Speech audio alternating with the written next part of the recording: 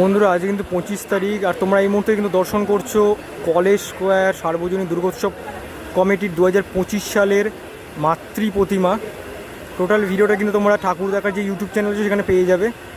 আর আজকে কিন্তু 25 তারিখ, 24 তারিখ ওপেনিং হয়েছে। আর আজকে ভিড়টা বেশ ভালোই কিন্তু আজ দেখতে পাচ্ছ, বেশ পরিমাণে কিন্তু আজ ভিড় হয়ে গেছে ইতিমধ্যে দেখতে পাচ্ছ।